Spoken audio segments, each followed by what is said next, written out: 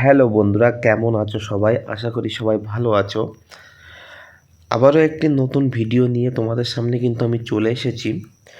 আজকের ভিডিওটা কিন্তু খুবই গুরুত্বপূর্ণ হতে চলেছে, তার কারণ এমনও ব্যক্তি আছেন যারা একাধিকবার ভোটার কার্ডের জন্য অ্যাপ্লিকেশান করে ভোটার কার্ড অ্যাপ্লিকেশানটি বারবারই রিজেক্ট হয়ে যাচ্ছে। তো সেই সকল বন্ধুদের জন্য আমি কিন্তু এই ভিডিওটা নিয়ে চলে এসেছি যে কী পদ্ধতিতে অ্যাপ্লাই করলে বা কী নিয়ম মেনে চললে তাদের ভোটার কার্ডটা খুব সহজেই কিন্তু অ্যাকসেপ্ট হবে। তাছাড়াও কী কী ডকুমেন্ট দিলে ভোটার কার্ডটা অ্যাকসেপ্ট হয়, কী কী ডকুমেন্ট দিলে ভোটার কার্ডটা রিজেক্ট হয়, আমি কিন্তু A to Z বিষয় এই ভিডিওতে আমি তুলে ধরবো। তাছাড়াও কিন্তু অ্যাপ্লিকেশান করার পর কী করতে হবে সেটাও কিন্তু আমি এই ভিডিওতে দেখিয়ে দেবো। তো চলো ভিডিওটি শুরু করা যাক। তো ভিডিওটি শুরু করার আগে আমার চ্যানেলে নতুন দর্শক হয়ে থাকলে প্লিজ দয়া করে চ্যানেলটা সাবস্ক্রাইব করবে এবং পাশে থাকা বেল আইকনটি ক্লিক করে অল নোটিফিকেশানটি অন করে রাখবে এরকম গুরুত্বপূর্ণ ভিডিওর নোটিফিকেশান সবার প্রথমে পাওয়ার জন্য। তো চলো ভিডিওটি শুরু করি। দেখো, বর্তমান পরিস্থিতির উপর দাঁড়িয়ে আমাদের ভারত সরকার কিন্তু ভোটার কার্ডের উপর খুবই সক্রিয়। যে কোনো ব্যক্তি, যে কোনো ছেলে বা যে কোনো মেয়ে ভোটার হতে গেলে কিন্তু তার সবার প্রথমে যে ডকুমেন্টের প্রয়োজন হয় সেটি হচ্ছে সেলফ ডকুমেন্ট, অর্থাৎ নিজের ডকুমেন্ট। তো কী কী যে সকল ছাত্র বা ছাত্রী বা বন্ধু বা বান্ধবী যারাই ভোটার হতে চাও তাদের কিন্তু সবার প্রথমে জন্ম সার্টিফিকেট, যদি জন্ম সার্টিফিকেট থাকে সেই জন্ম সার্টিফিকেটটা কিন্তু তোমরা কাজে লাগাবে প্রুফ হিসাবে। ঠিক আছে, যদি জন্ম সার্টিফিকেট না থাকে স্কুল সার্টিফিকেট, এটি কিন্তু খুবই গুরুত্বপূর্ণ ডকুমেন্ট, স্কুল সার্টিফিকেট দিতে পারো তোমরা। যদি সেটাও না থাকে তাহলে যে এমন ডকুমেন্ট তোমাদের দিতে হবে প্রুফ হিসাবে যেখানে তোমাদের বয়সটা উল্লেখ করা আছে, এটা কিন্তু তোমরা অবশ্যই মাথায় রাখবে।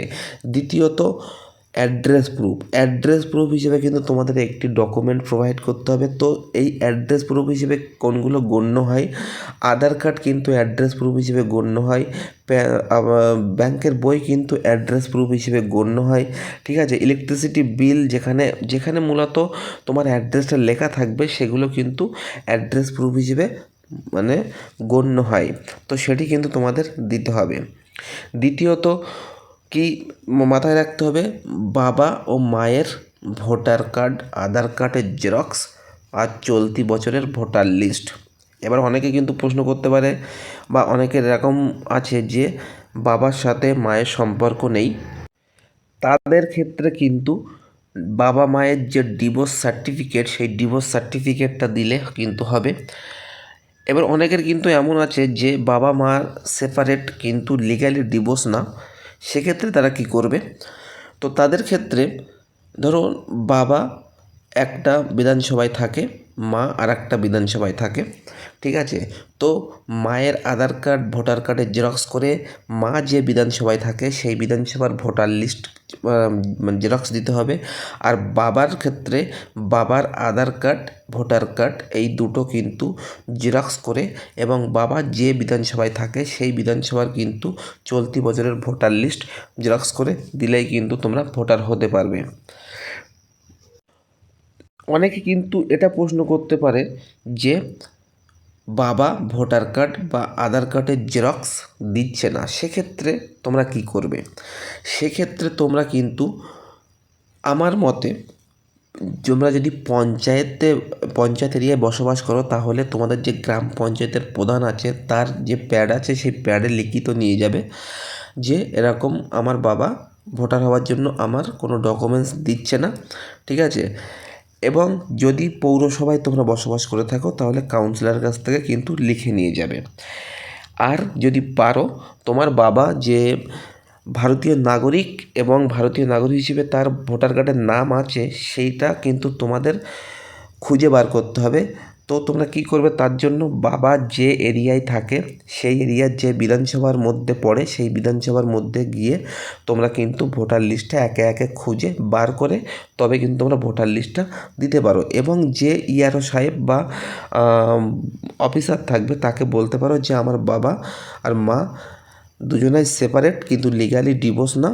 সেক্ষেত্রে আমার বাবা আমার ভোটার হওয়ার জন্য কোনো ডকুমেন্টস দিচ্ছে না, এবং আমার বাবা যে ভোটার আছে তার প্রমাণীকরণের জন্য আমি আমার বাবার ভোটার লিস্ট ওই বিধানসভা থেকে আমি ডাউনলোড করে দিয়েছি। তারা কিন্তু সহজেই বুঝে যাবে যে তোমার বাবা ভোটার আছে। ঠিক আছে। আর একটা প্রশ্ন কিন্তু তোমাদের মধ্যে আসতে পারে, যেটি হচ্ছে ধরো কারোর বাবা বেঁচে আছে, মা মারা গিয়েছে, সেক্ষেত্রে মায়ের ডেথ সার্টিফিকেটটা তোমরা দেবে। কারোর মা বেঁচে আছে, বাবা মারা গেছে, তাদের বাবার ডেথ সার্টিফিকেটটা তোমরা দিতে পারো। এবার ধরো কারোর বাবা কিংবা মা যে কোনো একজন মারা গেছে কিন্তু তার ডেথ সার্টিফিকেট নেই, সেক্ষেত্রে তোমরা তোমার বাবা কিংবা মা যে মারা গেছে এবং তিনি যে তোমাদের যে গ্রাম পঞ্চায়েতের বাসিন্দা ছিলেন তার একটি লিখিত পঞ্চায়েত প্রধান পঞ্চায়েত প্রধানের কাছ থেকে তোমরা কিন্তু নিয়ে যাবে, নিয়ে গেলে কিন্তু সেটা অ্যাকসেপ্টেবল হবে। ঠিক আছে। এবার ধরো কারোর বাবাও মারা গেছে, মাও মারা গেছে, কেউ নেই, সেক্ষেত্রে কিন্তু তোমাদের কি করতে হবে, তোমাদের কিন্তু যে পঞ্চায়েতের থেকে লিখিত নিয়ে যাবে প্রধানের কাছ থেকে যে এই ব্যক্তির বাবা ও মা উভয়ে মারা গেছে, কেউ নেই। ঠিক আছে। এটি কিন্তু তোমরা করবে, করে তবেই কিন্তু তোমরা ডকুমেন্টটা সাবমিট করবে বা হিয়ারিংটা করবে, তবে তোমাদের কিন্তু ভোটার কার্ড ইজিলি জেনারেট হয়ে যাবে। এবার বলবো যাদের ডকুমেন্ট আছে এবং যাদের নেই, উভয়ের ক্ষেত্রে একাধিকবার তোমরা ফর্ম ফিল আপ করেছো অনলাইনে, কিন্তু তবুও তোমাদের ভোটার কার্ডটাই জেনারেট হয়নি, ফর্মটা বারবারই রিজেক্ট হয়েছে, সেক্ষেত্রে তোমরা কি করবে, সবার প্রথমে তোমরা যেমনভাবে অ্যাপ্লাই করো ঠিক তেমনভাবেই কিন্তু তোমরা অ্যাপ্লাইটা করবে। অর্থাৎ তো দেখতে পাচ্ছ অন স্ক্রিনে এরকমভাবে অ্যাপ্লাই করবে। অ্যাপ্লাই করার পর এখানে দেখতে পাচ্ছ একটি নাম্বার কিন্তু এখানে আছে, এটি কি বলা হয় অ্যাকনোলেজমেন্ট নাম্বার বা রেফারেন্স নাম্বার। এই নাম্বারটা কিন্তু প্রয়োজন হবে। তো তোমরা কী করে সরাসরি সেই NVSP অর্থাৎ ন্যাশনাল ভোটার সার্ভিস পোর্টালের অফিসিয়াল ওয়েবসাইটে চলে আসবে। চলে আসার পরে তোমরা কি করবে, যেহেতু আমি আগের ভিডিওতে দেখিয়েছি যে কীভাবে তোমরা সাইন আপ করবে, সেক্ষেত্রে আমি এই ভিডিওতে দেখাচ্ছি না, ডাইরেক্ট তোমরা লগ ইনে ক্লিক করবে। তো লগ ইনে ক্লিক করার পর এখানে যে রেজিস্টার মোবাইল নাম্বার সেটি কিন্তু বসাবে, পাসওয়ার্ডটা বসাবে, বসে কিন্তু তোমরা এই ক্যাপচার কোডটি এই ঘরে কিন্তু ফিল করবে, করে কিন্তু রিকোয়েস্ট ওটিপিতে ক্লিক করে ওটিপি সাবমিট করে লগ ইন করে নেবে। সরাসরি কিন্তু তোমাদের লগ ইন অপশানে নিয়ে চলে আসবে। তো সবার প্রথমে তোমরা যে কাজটি করবে, এখানে দেখবে যে তোমাদের কোনো নাম শো করছে কি না। যদি নাম শো করে তাহলে ভালো, যদি নাম না শো করে বা আননোন লেখা থাকে সেক্ষেত্রে তোমরা কি করবে, এই অপশানে কিন্তু ক্লিক করবে। ক্লিক করার পর তোমাদের সামনে কিন্তু তিনটে অপশান দেখাবে, তার মধ্যে সেকেন্ড যে অপশানটি আছে সেকেন্ড অপশানে কিন্তু তোমরা ক্লিক করবে। সেকেন্ড অপশানটাতে ক্লিক করলে দেখতে পাচ্ছ এখানে কিন্তু আমার টোটাল ফ্যামিলির ডিটেলস এখানে সেভ আছে, সেক্ষেত্রে কিন্তু আমার দেখাচ্ছে, তোমাদের কিন্তু কোনো রকম কিছু শো করবে না। তো তোমরা যে কাজটা করবে অ্যাড মেম্বার, এই অ্যাড মেম্বারে কিন্তু তোমরা ক্লিক করবে। তারপরে কিন্তু তোমাদের সামনে এরকম একটি ইন্টারফেস শো করবে। তো এখান থেকে রিজনটা তোমরা সিলেক্ট করে নেবে। তারপরে এখান থেকে তোমরা কি করবে, এপিক নাম্বার, যেহেতু তোমার নামে কোনো এপিক এখনও জেনারেট হয়নি বা ভোটার কার্ড এখনও জেনারেট হয়নি, সেক্ষেত্রে এটা কিন্তু তোমরা স্কিপ করতে পারো, স্কিপ করে চলে যাবে, স্কিপ করবেই। তারপরে এখান থেকে তোমরা তোমাদের ফার্স্ট নেম, এখানে লাস্ট নেম, এখানে মোবাইল নাম্বার, চাইলে ইমেল আইডিও কিন্তু তোমরা অ্যাড করতে পারো। তারপরে কি করবে, অ্যাড মেম্বারে কিন্তু তোমরা ক্লিক করবে। ক্লিক করার সঙ্গে সঙ্গে তোমরা দেখবে এখানে তোমাদের যে নামটা তোমরা লিখেছো সেই নামটা কিন্তু শো করছে। এবার তোমরা কি করবে, একাধিক অপশান তোমরা কিন্তু দেখতে পাবে, কিন্তু ডান সাইডে দেখবে একটি অপশান আছে রেজিস্টার কমপ্লেন শেয়ার সাজেশন, এখানে কিন্তু তোমরা ক্লিক করবে, অর্থাৎ এই জায়গাটায় কিন্তু তোমরা ক্লিক করবে। ক্লিক করার পর তোমাদের সামনে কিন্তু এরকম একটি ইন্টারফেস শো করবে, যেখানে লেখা আছে ন্যাশনাল গ্রিভেন্স রেসিডেন্সিয়াল সিস্টেম। ঠিক আছে।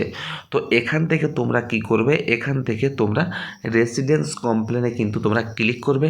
তো ক্লিক করার সঙ্গে সঙ্গে কিন্তু তোমাদের তথ্য শো হবে, অর্থাৎ তোমাদের কিন্তু যে ডিটেলস তোমরা ফিল করেছিলে এই জায়গাটাই, সেই ডিটেলসটাই কিন্তু তোমাদের এখানে শো হবে। তো এখানে কী লেখা আছে, কমপ্লেন নেম, তোমার নাম, এপিক নাম্বার যদি থাকে তাহলে কিন্তু শো করবে, নাহলে কিন্তু শো করবে না, মোবাইল নাম্বারটা শো করবে। এখানে এই এই তিনটে কিন্তু ম্যান্ডেটরি, স্টেট, ডিস্ট্রিক্ট আর অ্যাসেম্বলিটি অর্থাৎ বিধানসভার নাম, এইগুলো কিন্তু শো করবে। তো তোমরা কী করবে, নিচের দিকে চলে আসবে। এখানে একটি অপশান কিন্তু আছে যে সেম অ্যাজ অ্যাবোভ, যদি যে ব্যক্তি উপরের যে ডেটাবেজ আছে সেই ডেটাবেজ অনুযায়ী যদি সেই ব্যক্তি কমপ্লেন করে তাহলে সেম অ্যাজ অ্যাবভ করবে। আর যদি আলাদা কোনো ব্যক্তি হয় তাহলে সেক্ষেত্রে কী করবে, সবার প্রথমে এখানে তার স্টেটটা সিলেক্ট করবে, এখানে তার ডিস্ট্রিক্টটা সিলেক্ট করবে, এখানে তার বিধানসভার নামটা সিলেক্ট করবে।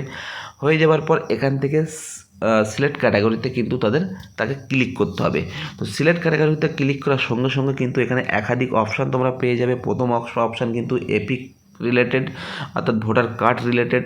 এখানে কিন্তু electoral roll related, IT application related, political party, এখানে ভোটার স্লিপ, এখানে পোল ডে, তারপর নিচের দিকে কিন্তু আরও অনেক কিছু আছে। তো তোমাদের যার মধ্যে আমি এই ভিডিওতে দেখাবো যে একাধিকবার ভোটার অ্যাপ্লিকেশান করেও ভোটার কার্ডটা জেনারেট হয়নি, তার জন্য তোমাদের যে অপশানটি বেছে নিতে হবে সেটি হচ্ছে ইলেকট্রাল রোল বলে, এইটাই কিন্তু তোমরা সিলেক্ট করবে।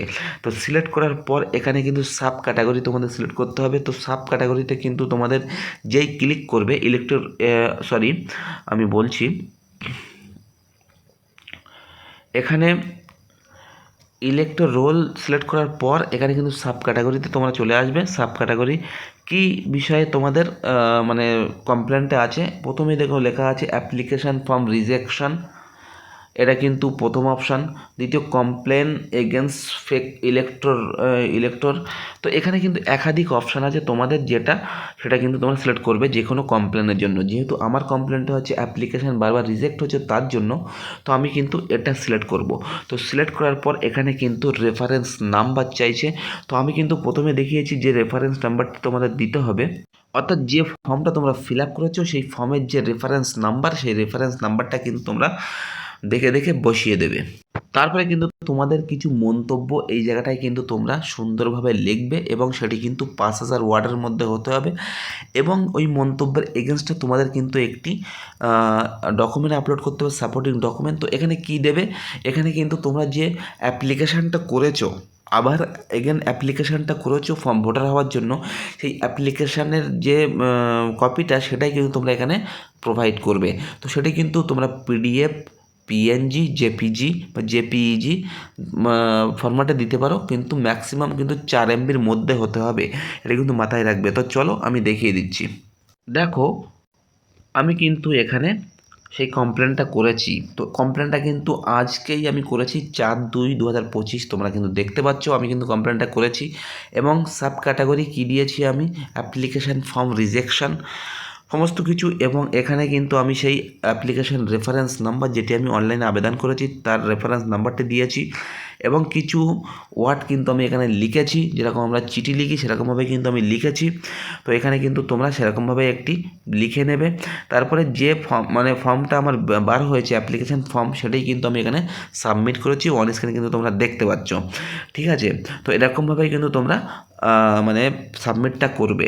তো কি লিখেছি আমি, দেখো আমি কিন্তু লিখেছি ডিয়ার স্যার আই অ্যাম বলে আমার নাম, ভিলেজ অ্যান্ড পোস্ট বলে গ্রামের নাম আর পোস্ট অফিসের নাম, পিএস পুলিশ স্টেশনের নাম, district north 24 Parganas, full stop. পরের লাইনে লিখেছি I am A residence of part number, তোমাদের কিন্তু বুথ নাম্বারটা লিখে দেবে, অফ গ্রাম পঞ্চায়েতের নাম, আমি অমুক গ্রাম পঞ্চায়েত, অফ যে তোমাদের লোকসভার নাম, এবং তারপরে কিন্তু তোমাদের বিধানসভার নাম, এটা কিন্তু তোমরা লিখে দেবে। তারপরে লিখেছি I have apply multiple time for Indian citizenship as I am an adult, but my application form is repeat being rejected. I have given all the documents required to get Indian citizenship (birth certificate, school certificate, Aadhaar card, bank passbook, father and mother voter card and Aadhaar card, current year voter card of father and mother. Still my application is getting rejected. I have once again applied for Indian citizenship. Please accept my application. I will be entirely grateful to you. Below I have described the reference number of my application. তোমরা কিন্তু এরকমভাবে নিজের মতো লিখে দেবে, অর্থাৎ এই ঘরে কিন্তু তোমরা লিখে দেবে। লিখে দেওয়ার পরে কিন্তু তোমরা নিচের দিকে আসবে, নিচের দিকে আসার পরে সেই অ্যাপ্লিকেশানের যে কপিটা কিন্তু তোমরা আপলোড করবে। আপলোড করার পর এখানে কিন্তু সাবমিট যে অপশানটি আছে, সাবমিট অপশানে কিন্তু তোমরা ক্লিক করবে। সাবমিট করার পরপরই কিন্তু তোমাদের একটি কমপ্লেন নাম্বার জেনারেট হয়ে যাবে, সেটি কিন্তু তোমরা নোট ডাউন বা স্ক্রিনশট মেরে রাখবে। তারপরে তোমরা কী করবে, সরাসরি কিন্তু ট্র্যাক অ্যাপ্লিকেশান স্ট্যাটাসে কিন্তু চলে আসবে। তারপরে কিন্তু তোমাদের সেই যে যে কমপ্লেনটা কিন্তু তোমাদের এরকমভাবে শো করবে। দেখতে পাচ্ছ আমি কিন্তু কতটা কমপ্লেন করেছি এবং রিসলভ করা হয়েছে। এখানে কিন্তু দেখতে পাচ্ছ আমি প্রথম যে কমপ্লেনটা দিয়েছিলাম সেটি হচ্ছে এপিক নট ডেলিভারি, দ্বিতীয়টা এপিক নট ডেলিভারি, তৃতীয়টা এপিক নট ডেলিভারি। কিন্তু 4 নম্বরটা আমি কী দিয়েছি, অ্যাপ্লিকেশান ফর্ম রিজেকশান। এবং যখন আমি প্রথম কমপ্লেনটা দিয়েছিলাম, অর্থাৎ এই কমপ্লেনটা দিয়েছিলাম, তার কিন্তু অটোমেটিক্যালি রিসলভ হয়ে গেছে। ঠিক আছে, এবং সেটি আমি দেখিয়ে দিচ্ছি। দেখো, প্রথম যে কমপ্লেনটা আমি দিয়েছিলাম সেটি কিন্তু আমি কমপ্লেন দিয়েছিলাম 8/10/2024-এ। আমার প্রসেসিং হয়েছিল 8/11/2024-এ এবং 14/11/2024-এ আমার রিসলভ করেছে। এবং সেটি কিন্তু আমার যে এপিক কার্ডটা আমার বাই পোস্টে বাড়ি চলে এসেছে এবং 22/11/2024-এ কিন্তু সেটা ক্লোজ করে দিয়েছে। ঠিক আছে, আর একটা আমি দেখাচ্ছি। সেকেন্ড যে কমপ্লেনটা দিয়েছিলাম যে এপিক কার্ড না আসার কারণে, সেটি আমি কমপ্লেনটা দিয়েছিলাম কিন্তু 11/12/2024-এ, 20/1/2025-এ কিন্তু প্রসেসিং হয়েছে, 20/1/2025-এ রিসলভ করেছে এবং 28/1/2025-এ কিন্তু ক্লোজ করেছে। এবং এখানে কি লেখা দেখাচ্ছে দেখতে পাচ্ছ যে your EPIC will be delivery by post as soon as possible, যত তাড়াতাড়ি সম্ভব তোমার এপিক কার্ডটা তোমার বাই পোস্টে পাঠিয়ে দেওয়া হবে। এবার 3 নম্বর যেটা আমি অ্যাপ্লিকেশানটা দিয়েছি সেটা কিন্তু তোমরা দেখতে পাচ্ছ। এখানে কিন্তু আমি মানে কমপ্লেনটা দিয়েছি হচ্ছে 4/2/2025-এ। এবার প্রসেসিং হবে, তারপরে রিসলভ হবে, তারপরে ক্লোজ হবে। ঠিক আছে, তো এরকমভাবে কিন্তু তোমরা তোমাদের যে অ্যাপ্লিকেশানটা বা তোমার অ্যাপ্লিকেশান করার পর যে কমপ্লেন একটা করে রেখে দেবে, তাহলে কী হবে, তোমার যে অ্যাপ্লিকেশানের প্রতি তাদের ফোকাসটা ভালো থাকবে বা গুরুত্বটা তারা দিয়ে কাজটা করবে। এবং কাজ করার পরে তোমরা যে নির্দিষ্ট ডকুমেন্ট প্রোভাইড করবে, সেই ডকুমেন্টের উপর বেস করে তোমাদের অ্যাপ্লিকেশানটা কিন্তু অ্যাকসেপ্ট হয়ে যাবে। তো এরকমভাবে কিন্তু তোমরা যারা একাধিকবার অ্যাপ্লিকেশান করেও ভোটার কার্ড জেনারেট হচ্ছে না বা অ্যাপ্লিকেশান ফর্ম বারবারই রিজেক্ট হচ্ছে, তারা কিন্তু এরকমভাবে কাজটা করবে। আশা করা যায় তোমাদের কাজটা কিন্তু হয়ে যাবে। এই ছিল ভিডিওটি যদি ভালো লেগে থাকে লাইক করবে, কমেন্ট করবে, শেয়ার করবে। আর আমার চ্যানেল নতুন দর্শক হয়ে থাকলে প্লিজ দয়া করে চ্যানেলটা সাবস্ক্রাইব করে আমাকে সাপোর্ট করবে। দেখা হবে পরের ভিডিওতে। ভালো থাকবে।